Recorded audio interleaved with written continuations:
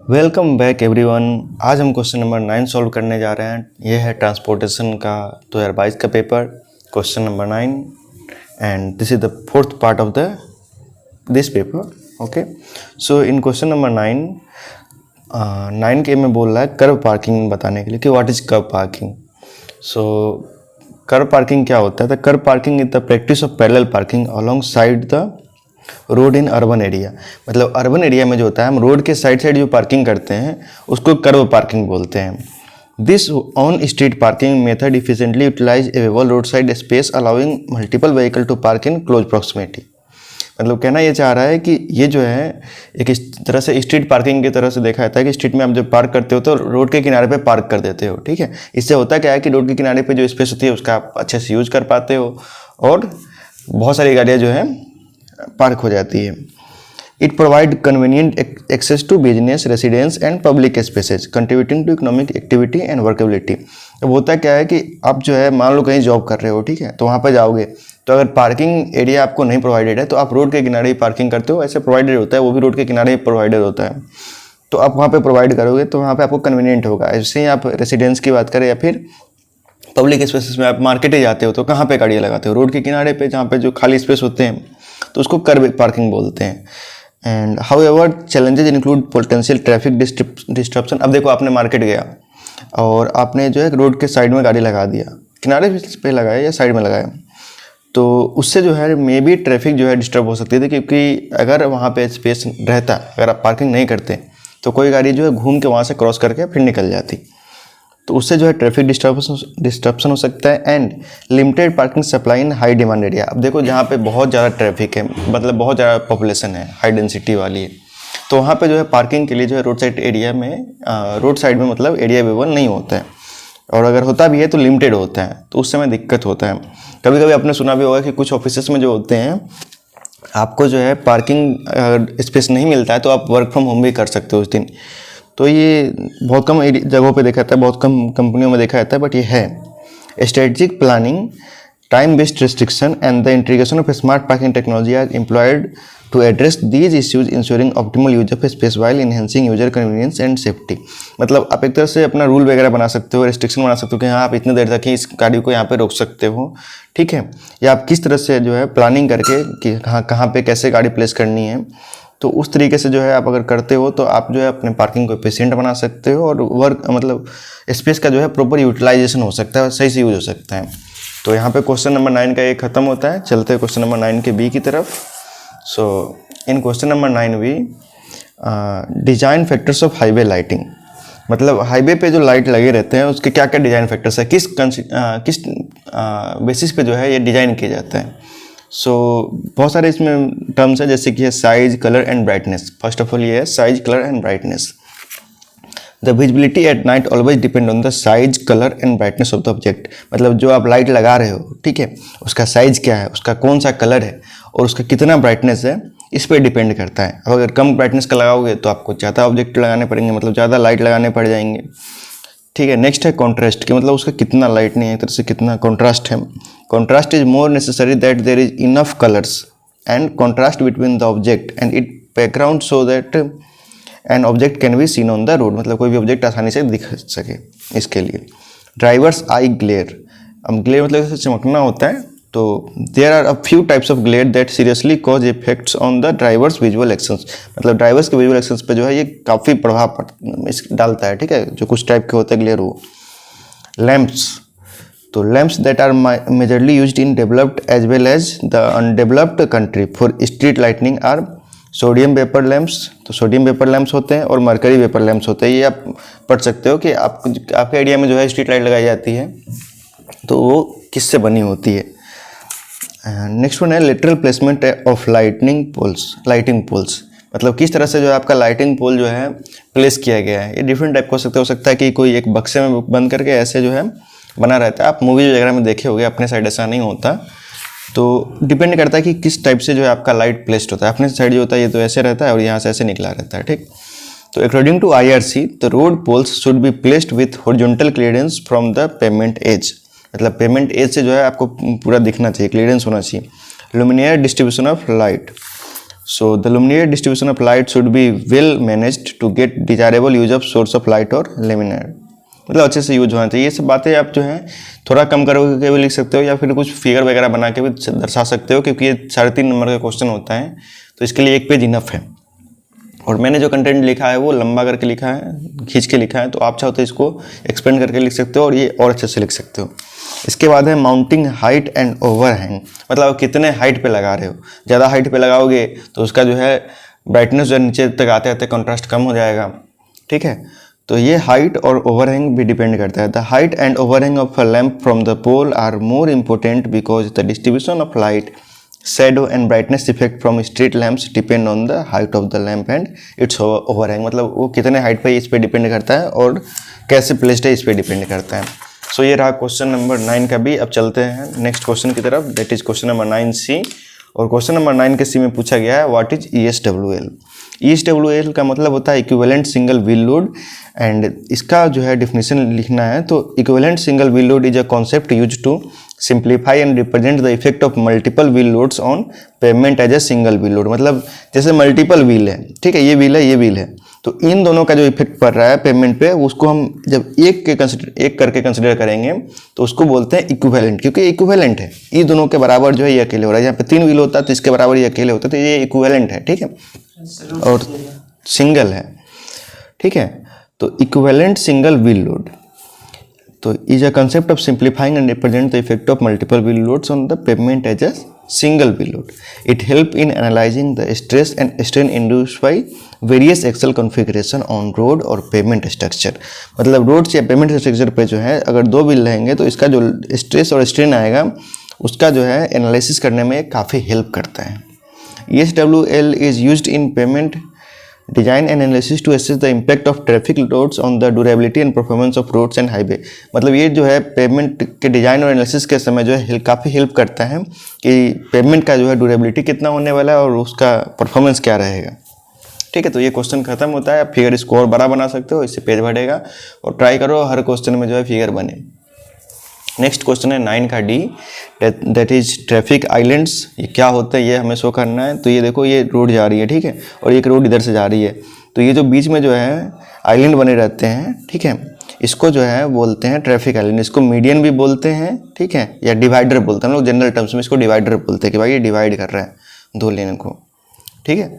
तो traffic islands का definition देखते हैं। तो traffic island also known as median और road islands are physical dividers placed on roads to manage traffic flow and enhance safety।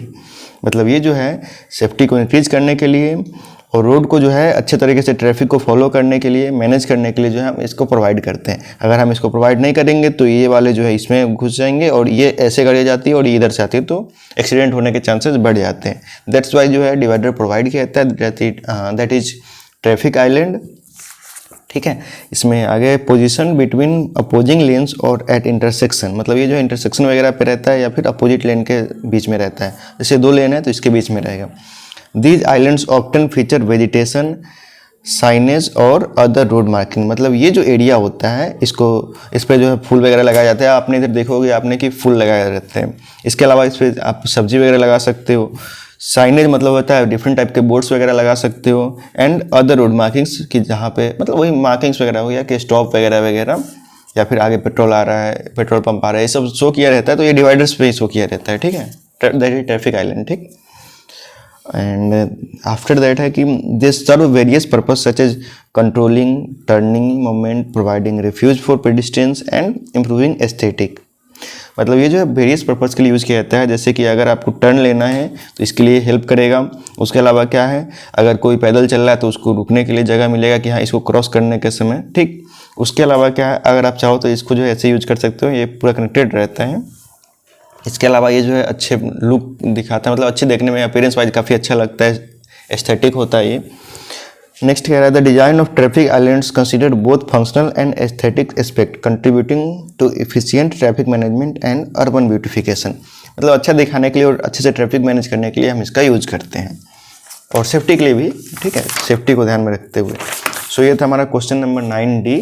And आपके next question है question number 9E में of trekking क्या होता है वो हमें बताना है। So what is off tracking? जब आपका गाड़ी जो है ट्रैक से बाहर निकलने लगे तो उसे ऑफ ट्रैकिंग बोलते हैं, सिंपल वर्ड्स में।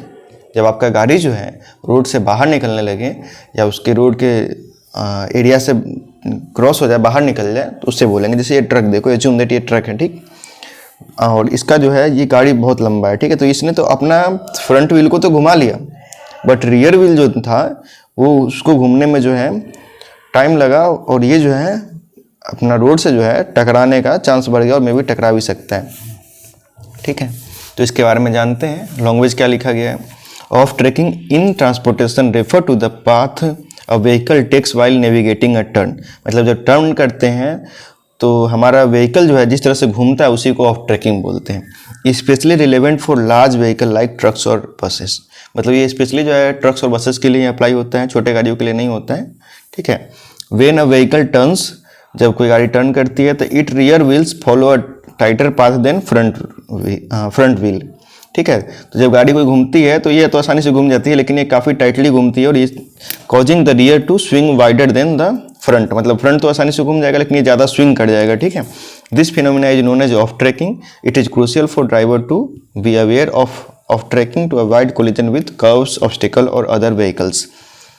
टू अवॉइड तो कहना ये चाह रहे हैं यहाँ पे कि ड्राइवर जो भी होते हैं, अगर बड़े गाड़ी आप चला रहे हो तो आपको ये बात की जानकारी होनी चाहिए कि जब आप गाड़ी घुमाओगे तो हो सकता है कि कर्ब्स से या फिर कोई सामान रखा उससे कोई बोर्ड वगैरह हो, या फिर और उसके अलावा आप जो किसी दूसरे व्हीकल से टकरा सकते हो, तो आपको जो है सावधानी से टर्न लेनी होती है। तो ये ड्राइवर को पता होना चाहिए कि आप जब बड़ी गाड़ी को ड्राइव कर रहे हो तो उसको कैसे घुमाना है।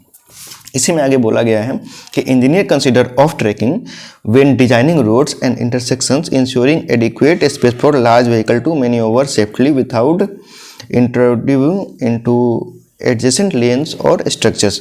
मतलब कहना ये चाह रहा है कि इंजीनियर्स जो होते हैं जब रोड डिज़ाइन करते हैं तो वो इसका पहले ही एनालिसिस कर लेते हैं कि जब बड़ी गाड़ियाँ घूमेंगी तो वो रोड से या किसी दूसरी गाड़ी से न टकराए, और आसानी से जो है और सेफली जो है अपने गाड़ी को घुमा सकें। सो ये क्वेश्चन नंबर 9 का ही था। And our last part of question number 9 और this paper is super elevation. बहुत ही अच्छा टर्म है सुपर एलिवेशन, ठीक है। तो व्हाट इज सुपर एलिवेशन? तो super elevation also known as banking और कैंट। इसका मैं आपको पहले फिगर से एक्सप्लेन कर देता हूँ कि सुपर एलिवेशन होता क्या। सॉरी मैंने नई फिगर बनाया, चलो कोई बात नहीं। Super elevation also known as banking और कैंट। जैसे कि जब आपको कोई गाड़ी को जो है एक साइड से कोई गाड़ी नहीं, कोई रोड को जब एक साइड से आप एलिवेट करते हो, उठाते हो, तो उसको जो है सुपर एलिवेशन बोलते हैं। ऐसा इसलिए किया जाता है कि आप सेंट्रीफ्यूगल फोर्स को जो काउंटर कर लो। अगर आप ऐसा नहीं कर पाते हो तो आपकी गाड़ी जो है अपने लेन से बाहर जा सकती है या फिर टकरा भी सकती है, अगर ज़्यादा हो जाए या कम हो जाए तो। सो देखते हैं क्या लिखा है। Super elevation also known as banking और कैंट। कैंट जो है रेलवे में यूज किया जाता है, ठीक है, सेम टर्म है। उसमें भी आपने देखा होगा रेलवे की जो पटरियाँ बनी होती है वो अंदर की तरफ जो है अपने पहियों को रखती है, ठीक है, वो बाहर नहीं आने देती, ठीक। Is a technique used in road and railway to design to counteract the effect of centrifugal force during curves और बेंड्स। मतलब जहाँ पे घुमाव होती है या फिर कर्व्स होती है वहाँ पे इसका यूज होता है। It involves raising the outer edge of the road और rail track above the inner edge. मतलब जो हमारा इनर एज होता है उसके रिस्पेक्ट में जो है हम आउटर एज को उठा देते हैं। जैसे कि ये मान लो रोड है तो ये जो है ऐसे होगा, ठीक। आप में भी अगर कभी चढ़े हो गए, में भी क्या आपने चढ़ा ही होगा डिफरेंट ओवर ब्रिजेज पे, तो ये इस टाइप का कुछ बना रहता है। अगर ये रोड ऐसे जा रही है तो इस साइड से जो है ये स्लोप ऊपर उठते चला जाता है, ठीक, और इधर से फिर ये ऊपर, क्योंकि ये गाड़ी इधर आएगी तो अगर ये फास्ट होगी तो इधर आएगी, और ये फास्ट होगी तो इधर से आएगी, ठीक। सॉरी इधर जाएगी। So this intentional slope assist in providing a more comfortable and safer path for vehicle और ट्रेन्स। तो इसको करने से क्या होता है कि हमारी व्हीकल जो होती है वो सेफ होती है, वो मतलब बाहर नहीं जाती अपने लेन से, और हमारी ट्रेन भी सेफ होती है। Negotiating turns at higher speed super elevation helps to reduce the tendency of vehicle train to overturn and enhance overall stability during cornering. तो होता क्या है कि अगर आप कहीं भी अपनी गाड़ी को घुमा रहे हो और बहुत तेज़ी से चल रहे हो तो आपका चांस रहता है कि आप लेन से बाहर निकल जाओ, ओवरटर्न कर जाओ, पलट जाए आपकी गाड़ी। तो उसको काउंटर करने के लिए ही सुपर एलिवेशन प्रोवाइड किया जाता है। इसी में आगे बोला है कि it is a key consideration in the design and construction of highway and railway to ensure safe and efficient transportation. तो एक बहुत ही इंपॉर्टेंट टर्म है इन ट्रांसपोर्टेशन, जो कि इंश्योर करता है हमारी सेफ्टी को और ट्रांसपोर्टेशन को एफिशिएंट बनाता है। एक और बात, सुपर एलिवेशन का फार्मूला होता है E + F = V²/127R। ठीक, तो V अगर ज़्यादा होगा तो हमको एलिवेशन भी ज़्यादा होना चाहिए। इसके अलावा आपका ये अब सब्जेक्ट कंप्लीट होता है। ठीक है, आपका टेलीग्राम चैनल जो है आप ज्वाइन कर लो, इंजीनियर्स 707, नेम चेंज हुआ है, इंजीनियर्स 707 BU। अगर आपको कोई भी क्वेरी हो तो कमेंट कीजिए, और कोई भी सजेशन भी हो, फीडबैक भी हो तो प्लीज़ कमेंट कीजिए। हम पूरी तरह से ट्राई करेंगे इसको इम्प्रूव करने का। आपको जो है इसका PDF जो है टेलीग्राम पे प्रोवाइड किया गया है, वहाँ से आप डाउनलोड कर सकते हैं। और अगर आपको उसका पासवर्ड नहीं पता है तो टेलीग्राम में पिन किया गया पासवर्ड है इंजीनियर्स 707 BU, सिर्फ उसमें E कैपिटल है, बाकी स्मॉल है। So thank you.